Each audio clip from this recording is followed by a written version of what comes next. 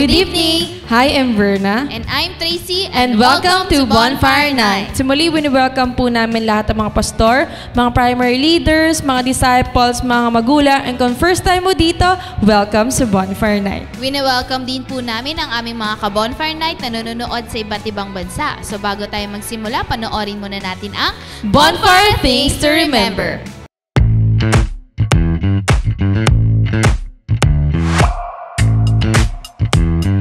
Here are your bonfire things to remember. Bring your notebook, Bible, and ballpen. Open your heart to the message. Hashtag Puspus Yarn. No unnecessary activities while watching. Hashtag multitasker. Wag ganon. Focus on the message through our speakers. No? Kasi kung makikita natin, ang gaganda ng promise. Ang gaganda ng Hashtag promise. focus ka lang. Invite and tag your friends. Be a blessing. Hashtag friendship goals. Engage by sharing your thoughts and leave comments below. Respond to the message and take action. Oh, huwag kalimutan mga ka-bonfire ha. Paalam!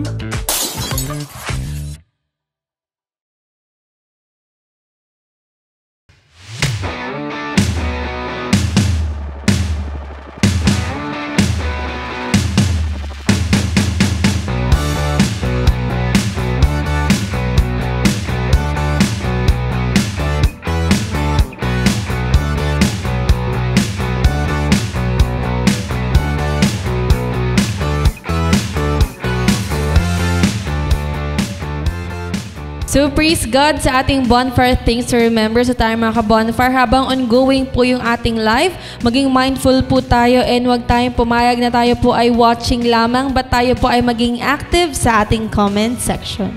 Amen to that. That's why let us all be excited. Kaya ni-encourage ko ang bawat isa na tayo po ay sama-samang tumayo at papurihan natin ang ating Panginoon together with our worship team sa pamamagitan ng isang awitin.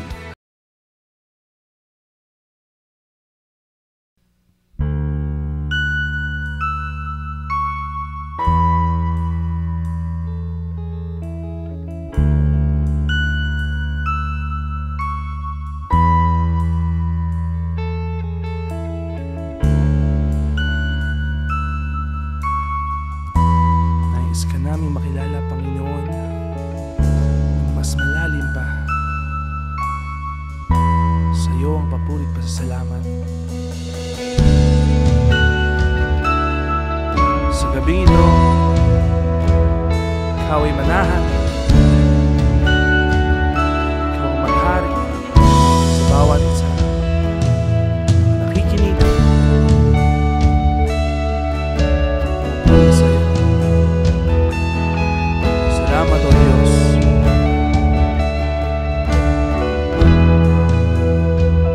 Karapat-dapat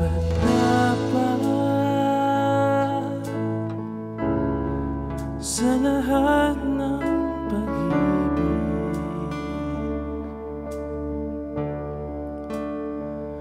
Karapat-dapat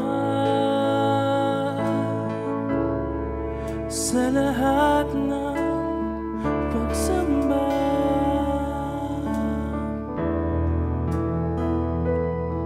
Sa'yo lang ang puso't kaluluwa, itinalaga lamang para sa'yo. Nais kong maranasan,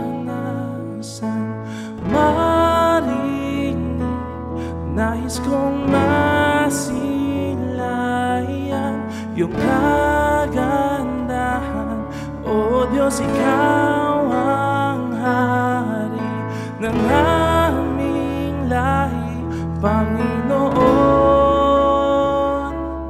purihin ka.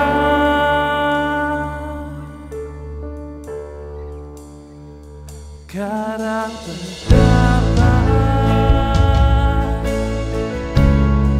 sa lahat ng pag-ibig.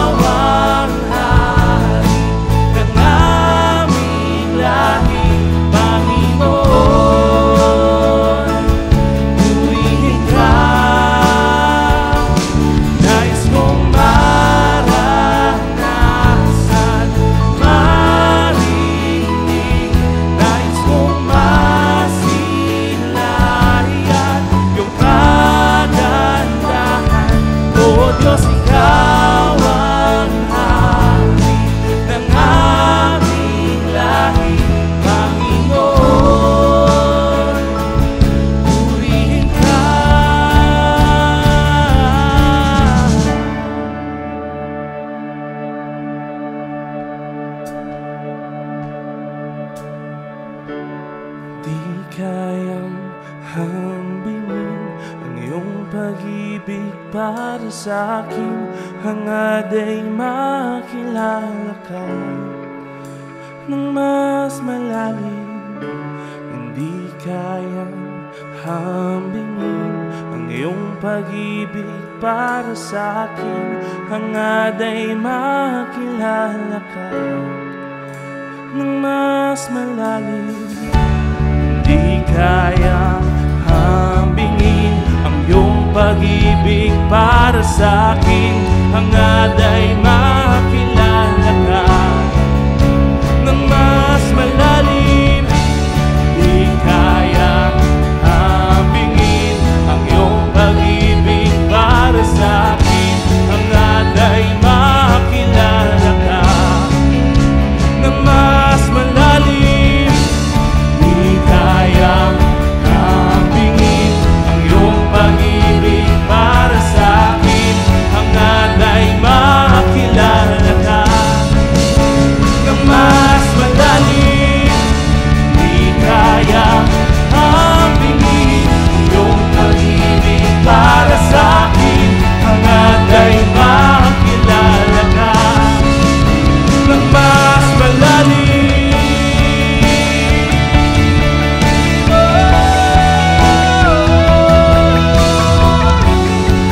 Oh, nais kong makilala ka.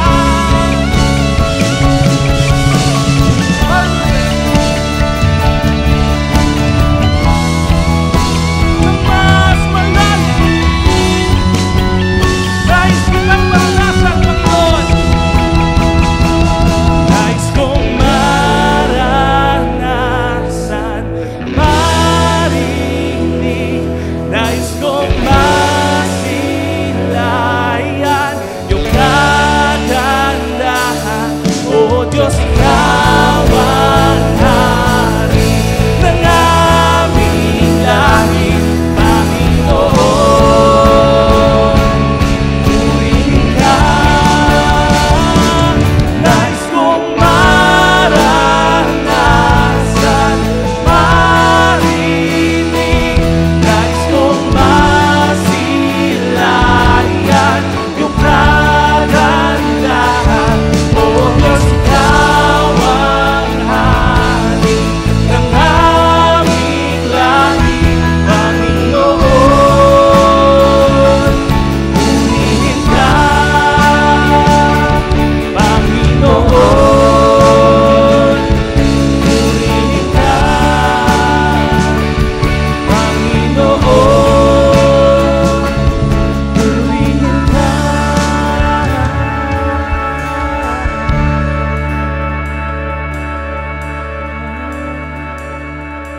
Purihin ka, Panginoon.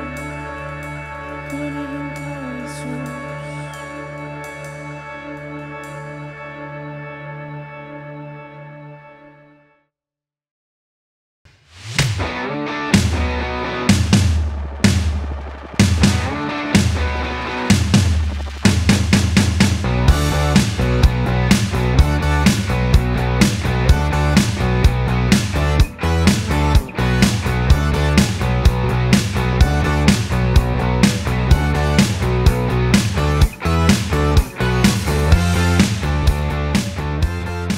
So praise God, and tonight let us all be excited dahil muli makarinig tayo ng salita ng ating Panginoon through our speaker. So we are reminding everybody na nanonood po ngayon na habang nagbe-message po yung ating speaker, tayo po ay active din na mag-engage sa ating comment section.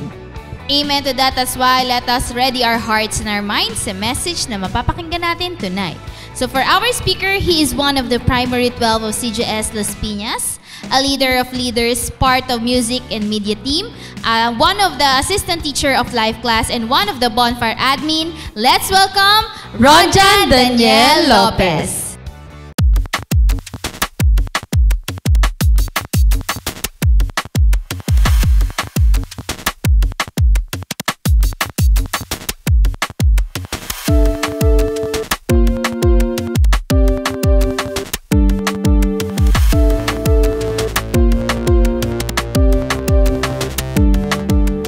Good evening po sa lahat ng ating mga ka-bonfire. Ayan, so magandang gabi po, and yun po, una po gusto ko po magpasalamat po sa kila Pastor at kila Tita Del po for giving me an opportunity po ulit makapagbahagi po ng message ng Lord sa ating bonfire night at sa ating mga ka-bonfire po ngayong gabi. Thank you rin po sa aking mga kapwa admins, and yun, maraming salamat po, and all glory to God for this opportunity po. Ngayong gabi po, yung nais ko pong ibahagi sa inyo is talagang isa rin to sa mga naging very striking sa akin this previous na mga naging devotion po natin. But before that po, sa ating pagsisimula, so hingin po muna natin yung guidance ng ating Panginoon ngayong gabi. So let's pray. Precious Father God in heaven, Lord, maraming salamat sa gabing ito na inyong pinagkaloob po sa amin, Lord God. Thank you, Panginoon, sa opportunity na ito na makapagbahagi po ng inyong mga salita. Holy Spirit, continue to guide me, Lord, na buong katotohanan, buong puso, Panginoon, at with power and authority, Lord God, na may pahayag ang inyong mga salita, Lord God, this night, Panginoon, na yung mensahe niyo, Panginoon, tumimo sa puso't isip ng bawat isa sa amin at aming maisagawa, Lord God, all for your glory, Panginoon. And Lord, sa lahat ng mga nakikinig, Lord God, patuloy na open our hearts and our minds din, Panginoon, for the revelations, Panginoon, na inyong ipapakita po, Panginoon, sa amin through this message. And maraming salamat din po, Panginoon, sa patuloy niyo pong paggabay, pag-iingat sa amin sa mga nakalipas na araw, at patuloy na pinapupurihan ka namin, pinapasalamatan, Lord God, sa kadakilaan niyo sa buhay ng bawat isa sa amin, Lord God. Maraming salamat, Lord. All of this we pray in the mighty name of Jesus. Amen. So yung text po natin is patatagpuan sa Exodus chapter 33 verse 1 to 6. Ayan po, at sa 2 Timothy chapter 1 verse 7. So una po nating basahin yung Exodus 33 1 to 6. So sabi po dito, "Then the Lord said to Moses, 'Leave this place, you and the people you brought up out of Egypt, so to the land I promised on oath to Abraham, Isaac, and Jacob, saying, I will give it to your descendants. I will send an angel before you and drive out the Canaanites, Amorites, Hittites, Perizzites, and Hivites, and Jebusites. Go up to the land flowing with milk and honey, but I will not go with you, because you are stiff-necked people, and I might destroy you on the way.' When the people heard this distressing words, they began to mourn, and no one put on any ornaments. For the Lord had said to Moses, 'Tell the Israelites, you are stiff-necked people. If I were to go with you, even for a moment, I might destroy you. Now take off your ornaments, and I will decide what to do with you.' So the Israelites stripped off their ornaments at Mount Horeb." Ayan po. And sa 2 Timothy chapter 1 verse 7, so sabi po dito, "For God did not give us a spirit of timidity, but a spirit of power, of love, and of self-discipline." Okay po. So sa binasa po natin sa una, sa Exodus 33:21, so ito po yung story na to is the time na fresh pa dito yung pagbaba ni Moses, no, 'di ba, from Mount Sinai. So pagbaba niya, naabutan niya yung mga Israelites na sinasamba yung golden calf, 'di ba, yung gintong guya, no, na nakikipag-usap siya kay Lord. Pagbaba niya, kung ano pala ginagawa ng mga bayang Israel. Then after that, nagstay pa sila ng matagal doon sa Mount Horeb, or sa lugar na kung saan sila naabutan ni Moses. Ang Lord kasi tinawag sila, 'di ba? The Lord get them out of Egypt para papuntahan yung promised land sa kanila. Pero nangyari, na-stuck sila doon sa Mount Horeb for quite some time, which is hindi naging pleasing kay Lord. So makikita natin doon na talagang ang Lord gusto silang paalisin na doon. Gusto ng Lord na puntahan na nila yung promised land ng Lord, to the land with flowing with milk and honey. Ayan. So pero bago po tayo magpatuloy po doon, so magkaroon muna tayo ng assessment sa ating sarili. So kung may kasama ka diyan, or ikaw mismo sa sarili mo, tanungin mo, kamusta ka? Ayan. So ibig sabihin, kamusta ka? Kamusta ba yung pakiramdam mo ngayon? Ayan. Or kamusta ba yung araw-araw mong pamumuhay? Ayan. So kamusta ka? Sunod na tanong naman, san ka na? Ayan, san ka na or san ka now? Diba? So, nasan ka ngayon? Ayan, pag sinabing nasan ka ngayon, so siyempre physical, nandiyan ka sa bahay. Pero yung sa buhay naman natin, san ka na? Diba? So, yung situation of your life or san na yung level of your spiritual life? Diba? San ka na? San na yung level of service kay Lord? Diba? So, nararamdaman ba natin o dumadating ba sa pagkakataon na we felt stuck? Diba? Or kaya na feel natin na yung buhay natin sa pang-araw-araw ay parang cycle na lang or routinary. Diba? So ano ba yung mga cause nun? Ba't natin nararanasan yun, no? In relation doon sa binasa natin? Maaaring yun nga, kasi ito yung ang major cause why we felt yung buhay natin is parang cycle na lang siya or routinary because we stay on our comfort zone. Alam niyo po ba na nangyari dito is yung Mount Horeb kung saan na-stuck yung bayang Israel is ito yung naging comfort zone nila. Parang ayaw na nila umalis, doon na lang sila, nag-enjoy na sila doon, 'di ba? Sa mga ornaments na meron sila, sa mga ginagawa nila doon, na hanggang sa nagalit na si Lord, doon lang sila parang na-woke up na dapat pala hindi sila magstay doon sa Mount Horeb or sa naging comfort zone nila. So nagiging cause din why we felt yung buhay natin na parang routinary or cycle na lang is that because we are not moving forward, no? We always dwell in the past. Ayan. So, wag nating hayaan, no, yung sarili natin na nakastuck lang tayo. Yung in life, lagi nating inaalala, 'di ba? Yung mga nakaraan. Kaya nai-stuck tayo or kaya parang routinary na lang kasi hindi natin nagagawa yung dapat natin gawin dahil we dwell on the past, 'di ba? And ang matindi pa doon, nagiging cause bakit nagiging cycle lang yung buhay natin or we are being stuck in our comfort zone is because of complacency. Amen? So wag nating hayaan po na yung mga bagay na yon. Kaya nga kanina tinanong tayo, kamusta ka na? 'Di ba? Nasaan ka na ngayon? Baka itong mga bagay na to pumipigil sa atin na manatili tayo doon sa situation na kung saan man tayo na ngayon. So wag nating hayaan din na maging maging tagline natin or maging parang expression natin, okay na to. 'Di ba? Kung nasan tayo ngayon, okay na to. 'Di ba? So yung okay na to, pwede lang yan sa pagluluto, pero hindi yan applicable sa buhay ng isang disciple. Amen? So pagdating sa paglilingkod sa Lord, pagdating sa paggawa ng kung ano ng kalooban ng Lord. So hindi dapat natin sabihin na okay na to or okay na ako dito. 'Di ba? Just like sa nangyari sa bayang Israel na na-stuck sila doon sa Mount Horeb. 'Di ba? So sabi nga po, we are not called to stay in our situation. God wants us to keep moving forward, to level up until we reach His promise and His will for us and His great plan. So yung team po natin ngayong gabi is called to go forth. No? So tinawag, no? Tayo ay tinawag to go forth. So ano nga po ba pag sinabing go forth? So to move onward, depart, set out, and it is more on a call to action. So God does not want us to remain the same. Amen? So ayaw ng Lord na manatili tayo na kung ano tayo last year, ganun pa din tayo this year. 'Di ba? Kung last year lax tayo, kung last year 2024 hindi natin ginagalingan sa paglilingkod sa Lord, ayaw ng Lord na ma-stuck po tayo doon.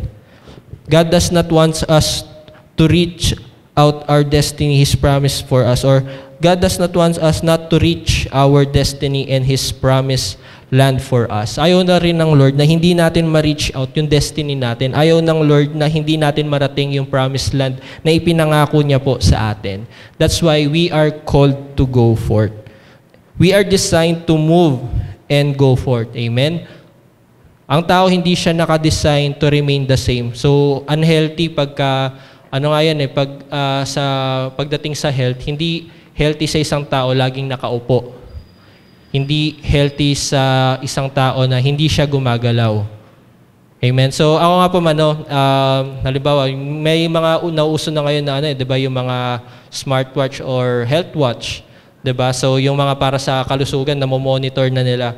Kasi yun nga, may ako ngayon, may yung smartwatch nga na gamit ko. Kapag sa office, halimbawa kasi more on office work po ako nakaupo lang ako. So, syempre, nakaharap sa computer. Ayan. So, gumagawa ng reports, nagsasend ng emails.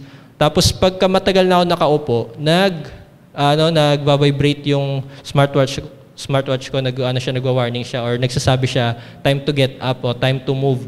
Para ibig sabihin, kasi naka-on yung health monitoring, hindi talaga healthy sa physical natin na hindi tayo gumagalaw. What more pa sa spiritual po natin? Amen? So, ano na lang mangyayari sa spiritual natin kung for the longest time, hindi tayo gumagalaw, for the longest time, pagdating sa spiritual life natin, walang progress, nananatili tayo sa comfort zone natin. Kamusta na? Diba? Kaya nga nagtatanong tayo kanina, kamusta ka? Diba? So, nasan ka na ngayon? Baka nasa loob ka pa rin ng comfort zone mo. Diba? So, yan. So, sabihin mo nga sa sarili mo, ayoko na dito.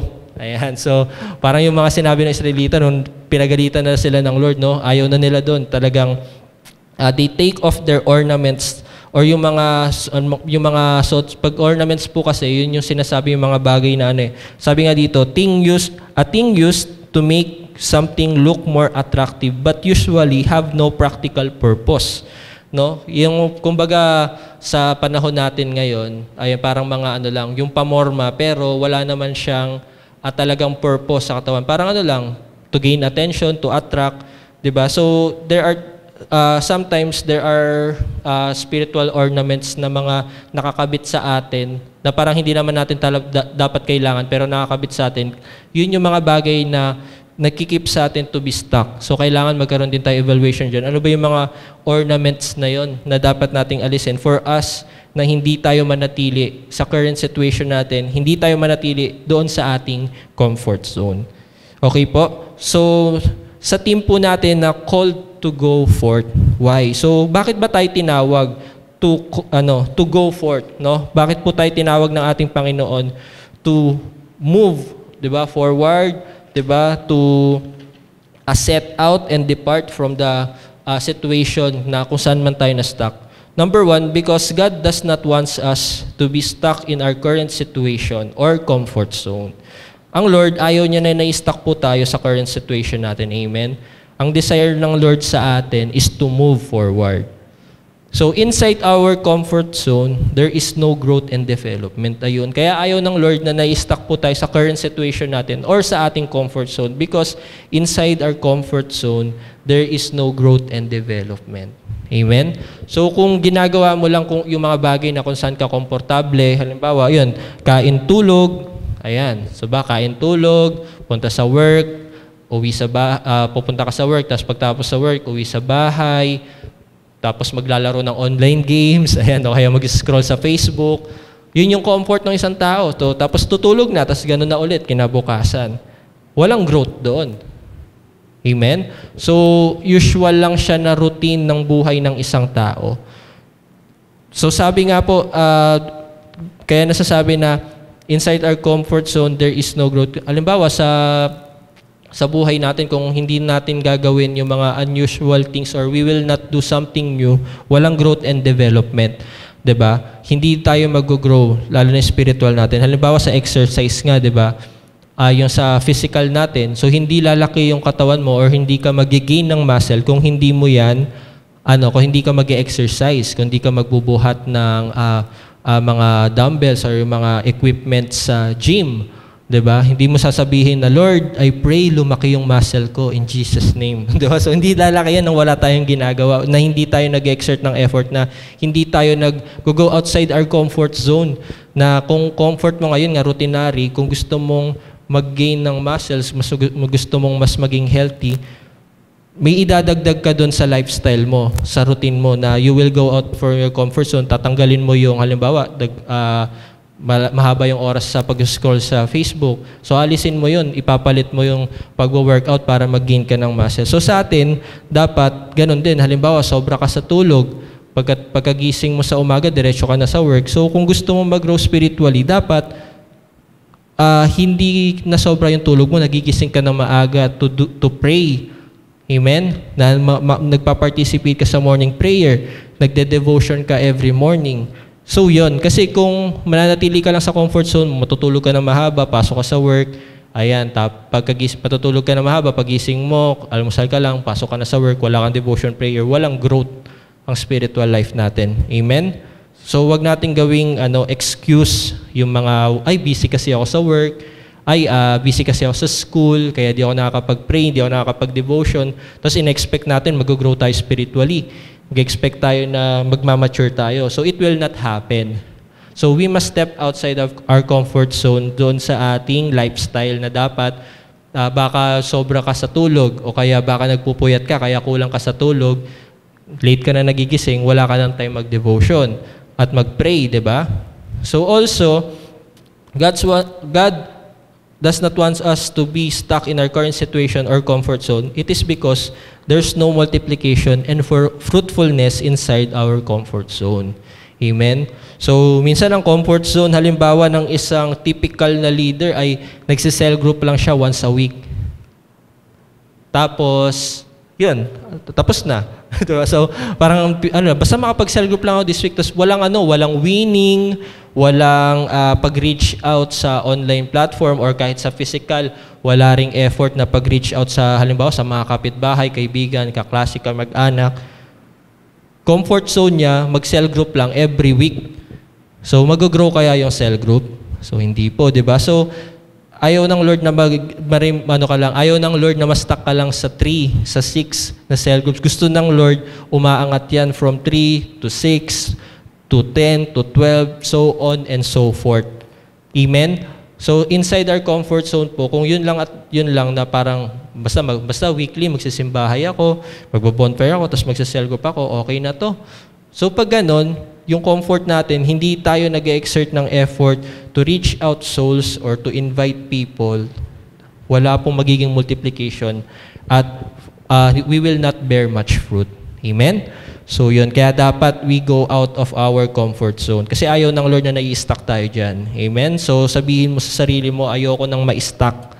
Amen? So yan po. And also, inside our comfort zone kasi, kaya ayaw tayo ng Lord na manatili dyan, no improvement and no unlocking of potential, no, if we will not go forth. Diba? So sabi nga, we are called to go forth. But if we will not go forth, diba, wala pong unlocking of potential na mangyayari sa atin. Kasi yun lang, we remain lang on our comfort. Halimbawa ako sa pagtugtog po ng instrument sa bass, diba? So kung ako is hindi ako magpa-practice, hindi ako hindi ako mag-search or manonood ng mga tutorials that will improve yung musicality ko.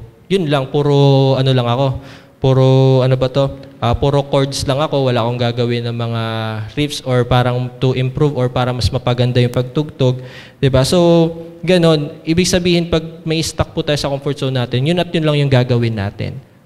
Amen? Tapos halimbawa, as a leader, diba? So, although yun, nandun na tayo, nasa daily devotion, nandiyan na yung prayer life. Sunod naman, para mas ma-unlock tayo, hindi tayo ma-stuck sa comfort zone natin, dapat sa mga conferences, mentoring, yun nilalaanan din natin ng oras. Kasi para mas ma-unleash yung potential natin for us not to be stuck in our comfort zone. Kasi baka nananatili tayo doon sa comfort zone natin as a disciple or as a leader kasi wala tayo sa mentoring, wala tayo sa conferences, wala tayong natututunan na na hindi tayo updated doon sa mga talagang matitinding downloading and mentoring from our national leaders na yun sana yung tutulong sa atin for us to get out of our comfort zone or our current situation. Amen. So tandaan po natin lagi, ayaw ng Lord na nai-stuck tayo, ayaw ng Lord na walang nangyayari po na development po sa ating mga sarili. And reminder din po, too much comfort and relaxation is a trap from the enemy. Amen? So, bitag yan ng kaaway. Kapag nararanasan natin na, okay na ako dito, di ba? Yung sabi nga natin, okay na to, masaya naman ako sa ginagawa ko, okay lang ako na kahit di na ako mag-leader, kikinig na lang ako sa cell group, 'Di ba? So kikinig na lang sa simbahay, sa bonfire. Ganyan hindi parang nakampante na doon or napalagay na doon. So trap po 'yan ng enemy. If the enemy cannot get you, he will keep you busy in the wrong assignment. So payag pa tayo noon na pagdating sa gawain ng Lord, tagakinig ka lang. Pero pagdating sa mundo, todo trabaho ka, 'di ba? Kahit holiday, nagtatrabaho ka, kahit linggo nagtatrabaho ka. Pagdating sa mundo, todo effort. Tapos yung sa mga 'di ba, halimbawa, kahit walang pasok, talagang pinapasukan mo, kahit nakauwi ka na, yung trabaho mo, inuuwi mo sa bahay. Pero pagdating kay Lord, ay okay na ito, kikinig lang muna ako, ayaw ko mag-leader kasi ito yung comfort ko di ba? So ayaw po ng Lord na manatili tayo dyan. Trap yan ang kaaway na kapag too much comfort na or too much relaxation na yung nararanasan natin pagdating sa paglilingkod. So sabi nga, have the desire to get out of your comfort zone. Amen? So, under pa rin po ito ng number 1, no? So, kung ayaw ng Lord na manatili tayo sa current situation natin or sa comfort zone natin, dapat tayo, just like the Israelites, kung babalikan po natin sa Exodus 33, verse 1 to 6, yung sa binasa po natin kanina, have the desire to get out of the comfort zone. Amen? So, dinedesire mo ba yun? So, kung sino yung mga nagde-desire na to go forth and to get out of their comfort zone. So, mag-type nga ng amen. Ayan. Okay, so ano po yung dapat natin gawin? Diba? First, have the desire to get out of the comfort zone. Ayan. So, nagkaroon ka na ng desire, next may action tayong gagawin. So, sabi nga, leave those ornaments. So, sabi dito sa sa verse 5 to 6, angat po tayo onte sa verse 4. Sabi nga po, when the people heard this distressing words, ito na, pinagalitan na sila ng Lord, they began to mourn and no one put on any ornaments. For the Lord had said to Moses, tell the Israelites, you are stiff-necked people. If I were to go with you, even for a moment, I might destroy you. Now take off your ornaments and I will decide what to do with you. So the Israelites stripped off their ornaments at Mount Horeb. So, iwan mo na yan, no? Iwan mo na yung ornaments na yan dyan sa, sa iyong comfort zone and go out of your comfort zone. Amen? So, long for God's presence to help you, no? So, i-desire din po natin yung pagtulong ng presensya ng Lord kasi we cannot get out of our comfort zone if wala yung pagsama ng presensya ng Lord. Ayun po yung sabi ni Moses sa verse 15. Then Moses said to him, if your presence does not go with us, do not send us up from here. Kasi it is dangerous to get out of our comfort zone without the presence of God. Kasi babalik at babalik lang din tayo. O kaya, even worse, is mapalayo pa po tayo sa Lord. Kaya hingin natin yung presence ng Lord as we get out of our comfort zone. Amen? So yan. Number 2, so, why we are called to go forth? So, number 2, outside our comfort zone, the real battle and journey begins. Ayan. Gusto ng Lord na lumabas na tayo sa ating current situation. Gusto ng Lord na mag-go forth tayo outside our comfort zone because outside of it, the real battle and journey begins. Amen? So if we will not go forth, we will not experience real battles and hardships that will develop us. Kasi tulad nga nasabi natin kanina sa number 1, walang growth and development po inside our comfort zone. Pero once we got outside the comfort zone, the real battle and journey begins. Doon po natin naharapin talaga yung mga life's battles. Kasi hindi yan battle kung yung battle mo, hindi pa yan real battle kung ang battle mo palang higaan pa lang, di ba? Tatamad kang bumangon para mag-pray at mag-devotion, di ba? Hindi yan battle na hindi ka sinagot ng crush mo, di ba? O hindi yan battle na walang nag-heart pag nagsa-story ka kahit 10 mukha mo na in-story mo, wala pa rin nag-heart. So hindi yan battle, hindi yan real battle, comfort zone kasi natin yan. So outside the comfort zone, doon po yung real battle. Na kapag talagang ginagawa na natin yung will ng Lord, ano ba yung will ng Lord sa atin? Ano ba yung iniwanan niya na dapat nating gawin? Na nandun yung salitang go. Matthew 28:19-20, diba? Go and make disciples of all nations, baptizing them in the name of the Father, the Son, and the Holy Spirit, teaching them what I've commanded you, and lo, I am with you always to the very end of the age. Diba? So yun, kasi sa vision po na ginagawa natin, we need to step outside our comfort zone or our current situation for us to go and make disciples. Amen. At yun po yung real battle, no? As we do the will of God. Hindi yan real battle kung hindi natin ginagawa yung pinapagawa ng Lord.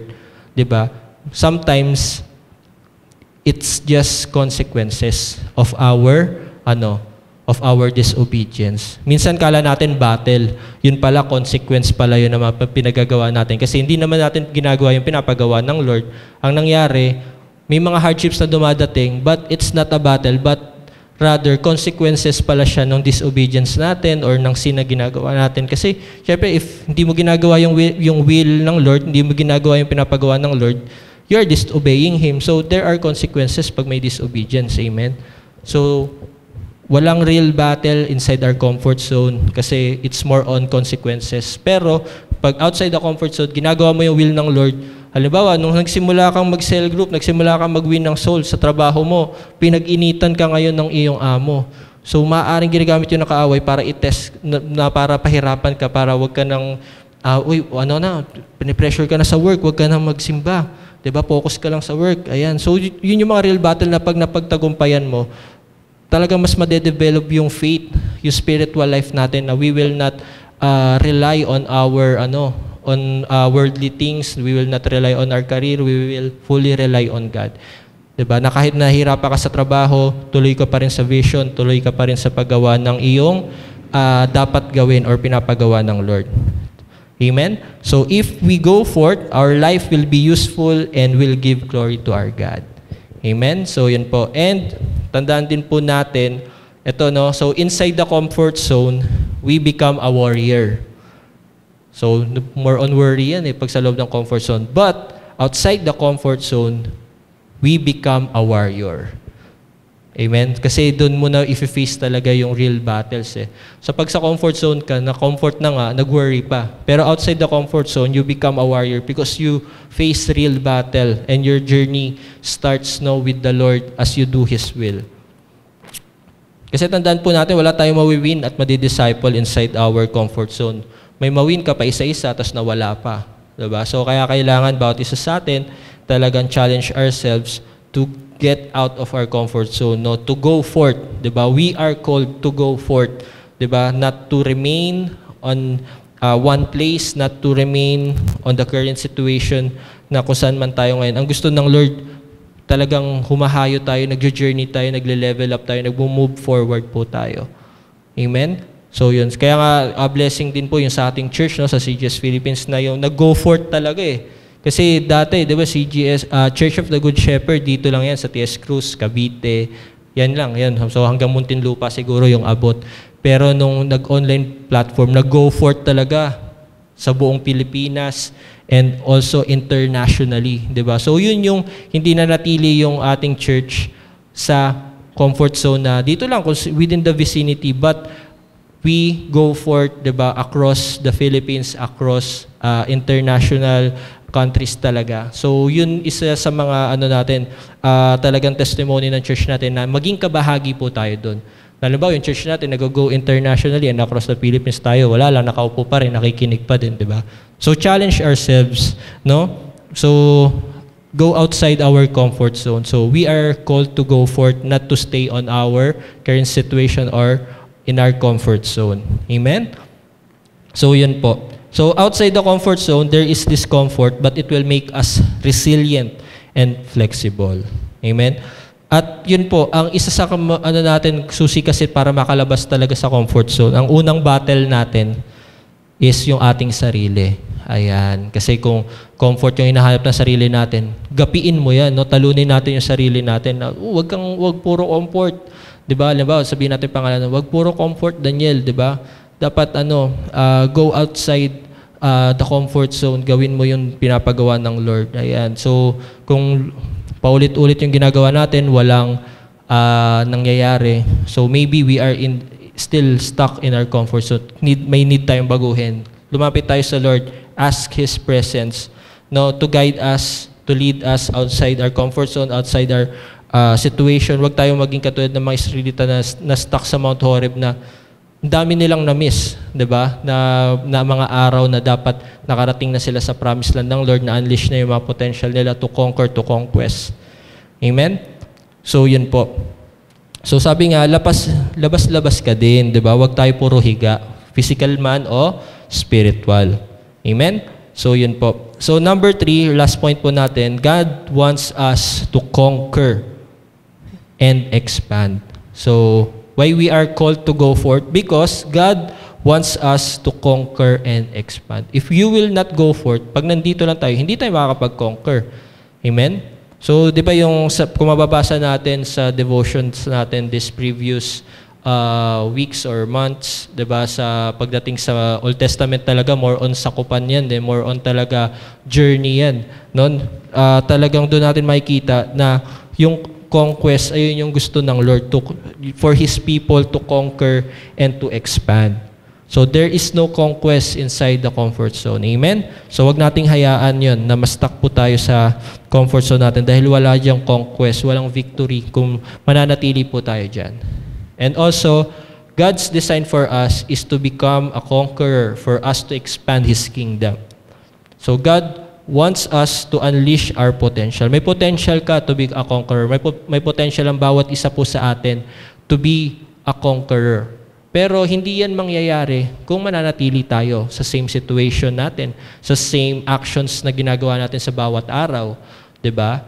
Na sa araw-araw na lang na ginawa ng Lord, yun at yun pa rin yung ginagawa natin. Then we are expecting different results. It won't happen. May dapat tayong baguhin at may dapat tayong alisan, no, na sitwasyon sa ating buhay. Yung comfort zone, tayo nakakaalam niya kung ano yung comfort zone na dapat nating alisan sa ating mga buhay. Amen? So yun po. God wants us to be victorious as well. Siyempre gusto ng Lord to conquer, at pag ipapag-conquer ka ng Lord, di ka niya hayaang matalo pagkasama mo yung presensya niya. Amen?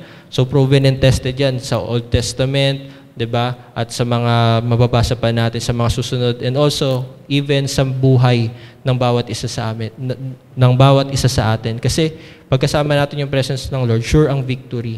Pero if we will not, sabi nga, if we will not go outside the comfort zone, syempre walang conquest. At pag walang conquest, walang victory. So defeated ang life ng isang taong nananatili sa comfort zone, na hindi nag-go forth. Tinawag nga tayo ng Lord to go forth. Kung hindi natin yan gagawin, our life becomes, a defeated life. So gusto niyo ba na talunan po tayo? Amen. So wala namang gusto na maging talunan habang buhay. Gusto ng Lord na maging victorious tayo. Kaya pag-uumpisa yan sa paglabas natin sa comfort zone natin, gawin natin pinapagawa ng Lord to conquer and expand His kingdom, and we will experience victory. Kasi as we conquer po, sa conquest na gusto ng Lord, kasi ang Lord, pinapapunta niya yung bayang Israel. Kung babalikan po natin sa verse 33, pinapapunta niya yung bayang Israel, go up to the land flowing with milk and honey. Pero bago nila marating yun, kailangan nilang i-conquer yung land na yun, kung nasaan yung promised land. Kung yung mga naninirahan doon, kailangan nilang sakupin. So sa buhay po natin, baka ang naghihinder kasi sa blessing natin, kaya hindi pa natin talaga nare-receive yung abundant blessing ng Lord. Kasi nga, walang conquering. Amen? Ang susi pala sa blessing is pag nagko-conquest tayo, pag nagko-conquer tayo for God's glory. Ano ibig sabihin nagko-conquer? Una, nagko-conquer tayo, syempre, as we share the gospel, as we win souls and make disciples, talagang nagko-conquer tayo ng mga buhay na nailalapit natin sa ating Panginoon. Nagko-conquer tayo na yung mga binabahagi na natin, kino-conquest natin talaga yung lugar, halimbawa kung saan ka nagtatrabaho, saan ka nag-aaral, tapos sa online platform, kino-conquest mo din yan. Pag may mga nawiwin tayo, may nalalapit tayo kay Lord, nagiging victorious tayo, at pag nagiging matagumpay ang conquest, nandun yung blessing. Amen? So, yun po. Kaya gusto talaga ng Lord na mag-go forth tayo to expand and conquer. Kasi once we do that, after na we become victorious with His presence, kasama ng presensya ng Panginoon, doon kasi ibubuhos ng Lord yung pagpapala. Amen? So, yun po. So, nawa po no, na paalalahanan po tayo ngayong gabi na tayo ay tinawag to go forth, not to stuck in our comfort zones, not to be stuck in our current situation, but to go forth. Why? Because God does not want us to be stuck in our current situation or in our comfort zone.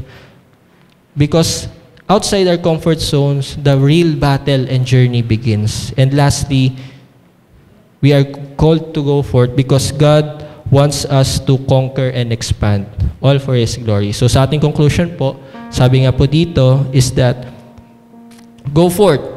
Do not let ourselves be stuck in a cycle that will hinder God's great plans for you to happen. Okay? So God wants you to conquer and be victorious all throughout your life. Yun ang gusto ng Lord sa atin, maging victorious po tayo, maging conqueror tayo all throughout our life. Amen? At hindi po yun imposible.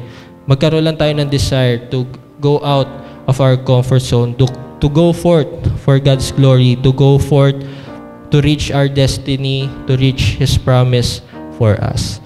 So okay po, samahan niyo po sa panalangin. Lord, maraming salamat po sa mensahe niyo po ngayong gabi para sa amin. Help us, Lord God, to have that desire, Panginoon, not to be stuck in our current situation, in our current cycle or routine, Panginoon, na ginagawa. Help us to go forth for your glory, Lord God, to go forth outside our comfort zone, to face real battles, to start our journey with you, Panginoon, as we do your will.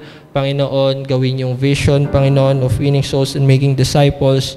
Panginoon, to be a conqueror, to be victorious, and to give you glory, honor, and praises sa aming buhay. Na outside our comfort zone, Lord, help us to grow, to mature, so that we can be more useful, Panginoon, pagdating sa inyong kaharian, pagdating, Panginoon, sa inyong mga plano, Panginoon, sa inyong purpose, Lord God, na maging kabahagi kami, Lord God, ng expansion, Panginoon, ng inyong kaharian, Lord God, here on earth as it is in heaven, Lord God. Maraming salamat, Panginoon, sa inyong lahat ng kapurihan, kalwalhatian, sa pangalan ni Jesus.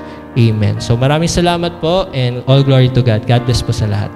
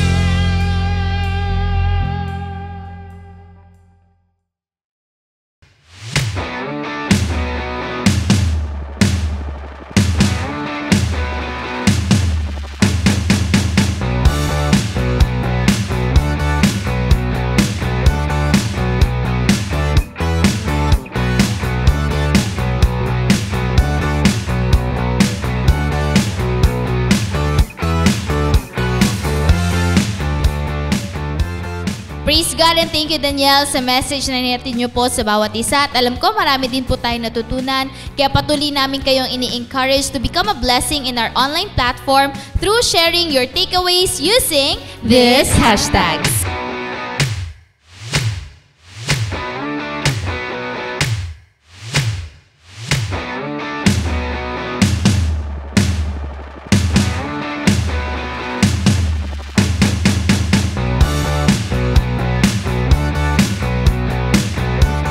So praise God and salamat po sa lahat na nakasama namin dito sa ating Bonfire Night. Salamat po sa ating mga pastors, yung mga primary leaders natin na gumobilize for Friday, sa mga disciples, sa mga leaders, and kung invite ka po dito ngayon, marami po mga leaders dyan na nagko-comment, pwede po kayo mag-reach out kung interested po kayo na mag-join sa ating mga online cell group. So continually, we encourage everybody na patuloy nyo pong supportahan ng ating CJS Philippines Facebook page, ang ating CJS Philippines Bonfire Facebook page, yung ating YouTube channel, TikTok, and Instagram. Itong mga social media accounts po natin, let's make sure na maximize natin ito all for God's glory.